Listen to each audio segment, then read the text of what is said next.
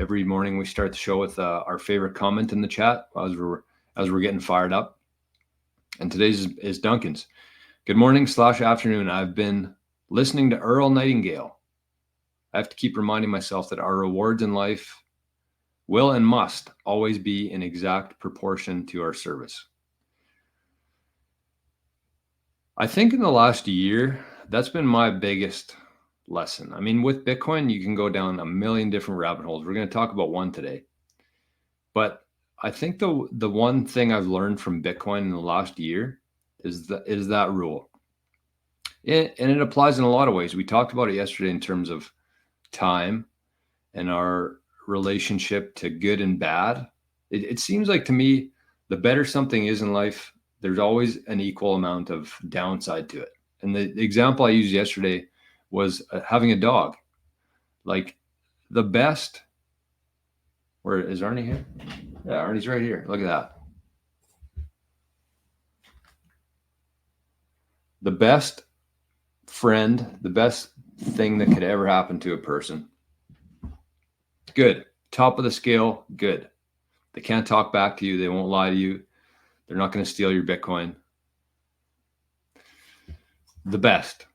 But at the same time, equal amount of bad because, they poop, they pee, they die way too early. You have to say goodbye to them. So I feel like in the universe, that's like the law. There's always yin and yang. And I think that this is a very old philosophy that's been around for probably hundreds of thousands of years, the yin and yang. And that's kind of what Duncan's talking about here. This is how everything works. Our rewards in life are always in exact proportion to our service. So whatever you put into something, that's what you get out of it. Everything. There's no way to escape that. There's lotteries, there's things that happen, fluke things, but it all evens out. You've heard about all the lottery winners and all the Bitcoin millionaires. Most of the people who held Bitcoin back in 2012 have either had their lives destroyed or sold it. Like everything in life, good and bad, in equal amounts. So we're going to zap Duncan here, 88 sats for that, because that's absolutely true in everything.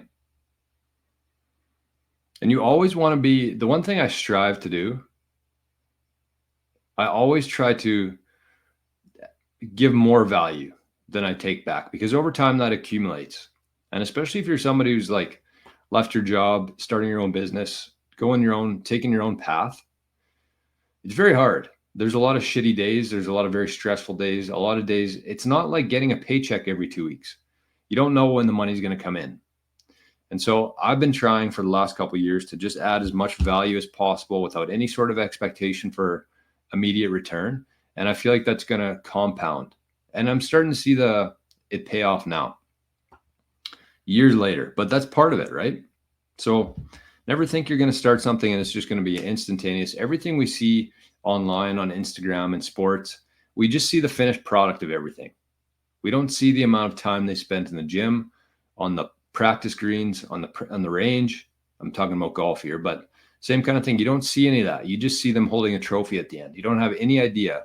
And that ties perfectly into Bitcoin because that's the proof of work aspect of it. That's what sets Bitcoin apart from everything else in history, is the proof of work aspect of it.